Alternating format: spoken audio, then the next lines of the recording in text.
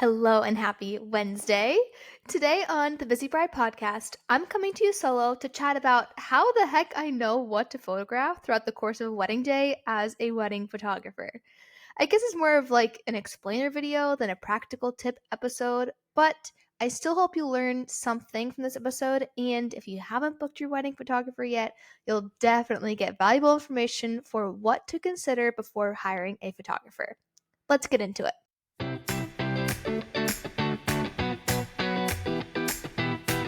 Hello and welcome to the Busy Bride podcast. I'm your host, Gabriella Marie, and I created this podcast to help you research vendors and learn valuable advice as you plan the most special and true to you wedding day of your dreams. Let's get started.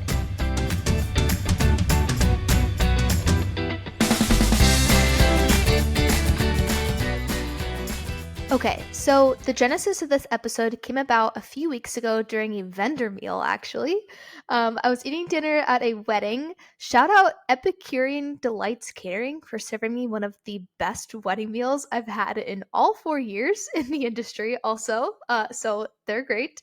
But yeah, I was eating dinner, and the musician asked me a really interesting question. He said, "So, how do you know what to photograph throughout a wedding day?"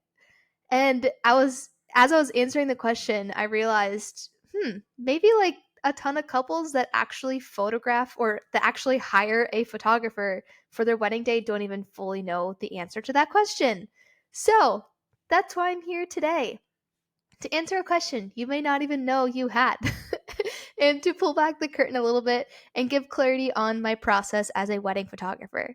I think this will also shed light onto why it is so incredibly important to hire a professional when it comes to preserving memories of one of the best days of your life as well, because, it's your wedding day. Now, there are a bunch of different things that go into how I know what to photograph or what to look for on a wedding day. In its most basic form, standard weddings typically follow a pretty similar flow for the day, with getting ready and ceremony and the formal portraits and cocktail hour and reception formalities and the dancing. And of course, some of these things get switched around or some get nixed, but they're pretty much all happening one way or another.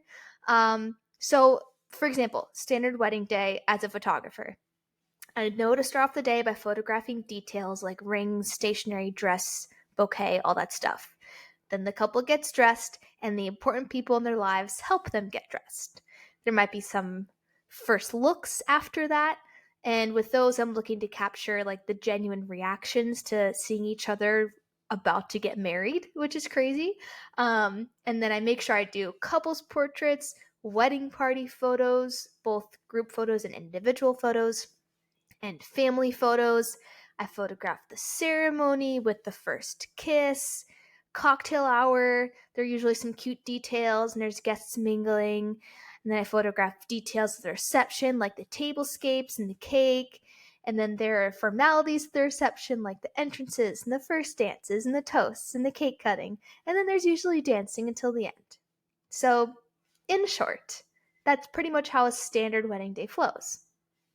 However, and this is a really, really big however, every single couple is unique, obviously, but they all have different values with different things that are important to them, different family traditions, different heirlooms, different special relationships with friends, with family members.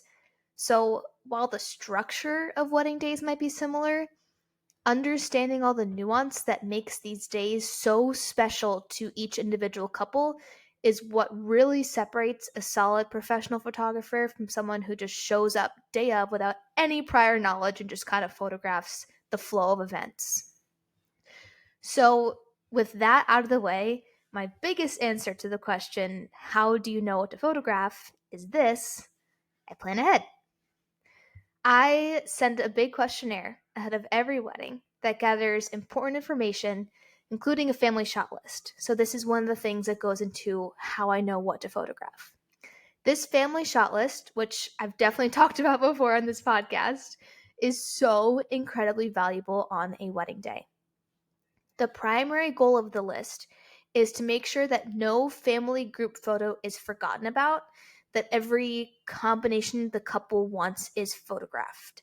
So on a wedding day, it can be kind of like, your thoughts are on getting married and seeing people you haven't seen in a while. And so remembering like, oh yeah, like we should get this family photo with this person can very easily slip the mind. So it's really important to sit down and go over this list together with your partner to make sure like, okay, we have this group photo done, we have this combination done.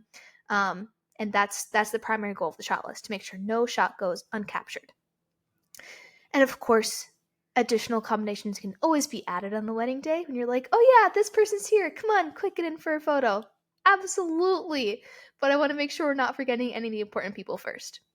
So that's the primary goal. The secondary goal is to photograph those family members as quickly and as efficiently as possible so that I can get everyone to cocktail hour as soon as possible, because that's where they really want to be. They don't want to be sitting in front of my camera and smiling for minutes at a time. Like, everyone wants to go enjoy the day. There's the signature cocktails they want to try. They want to try the food. They want to chat with their friends. They want to enjoy the music. That's where they want to be. And I want to get them there as quickly as possible. So that's why family shot list is important. And that's part of how I know what to photograph. I know the list and I know who's important, who's in the family, and I make sure those all get captured. So that's one of the things about planning ahead, and that differentiates each wedding from the next. I also always meet with my couples multiple times before the wedding, including their booking call. I'm gathering important information on booking calls, whether people know it or not. I take lots of notes. I ask really specific questions about nuances to make sure I'm understanding like what a specific couple places value on at their wedding, and kind of what the vibes are going to be like at every specific wedding. And then those notes that I take from asking those questions, I add those to their unique photo timeline, like their photography flow timeline for the day. And I reference that throughout a wedding day to make sure I'm not forgetting what's important to the couple. So I'm going to give you a couple examples, because there's a lot of nuances that go into wedding days. And I feel like examples always help. So I'm going to do that. So for example, number 1, I had a bride tell me earlier this year that she loved her dress. Like, she was so excited to wear it all day. And I mean, I don't blame her. You spend like at least I did. I spent my whole childhood fantasizing about wedding days and wedding dresses and all these things. And then it finally gets to happen to you. You finally get to choose the dress. You finally get to wear it all day. Like, that's so cool. I love that.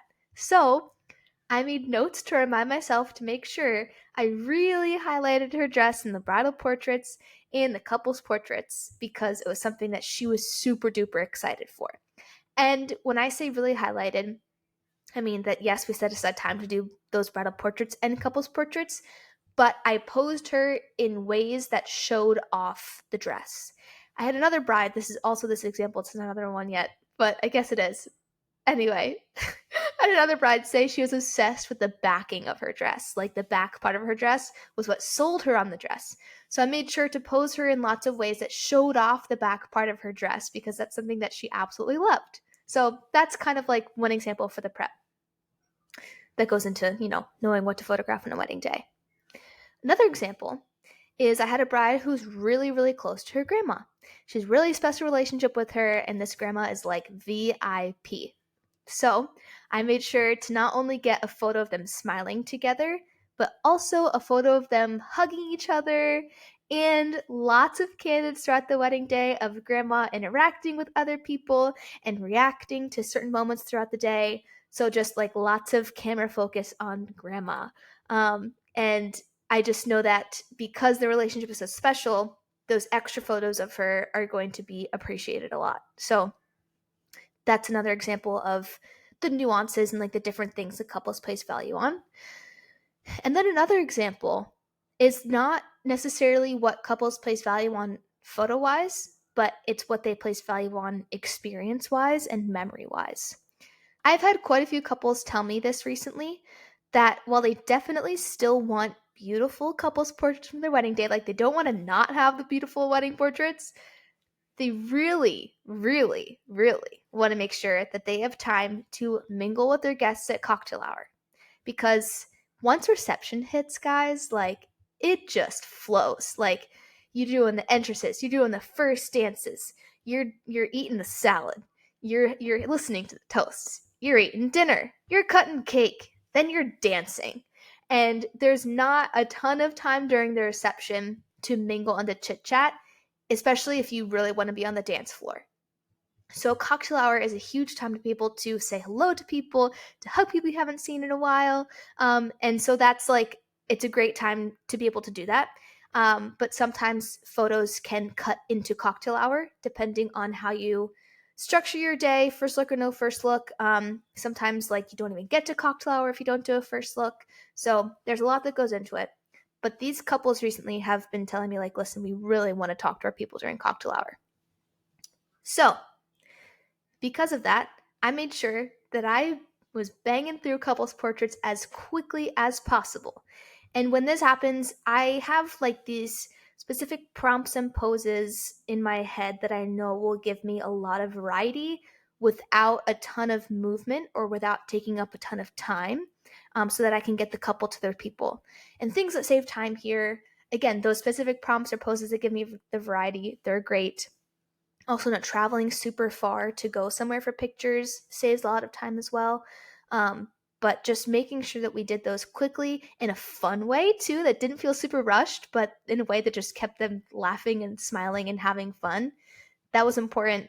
Getting them to their people, super important. And then they can just hang out. So, in short, it's the differences in the little things that really just make a huge difference on wedding days as a wedding photographer.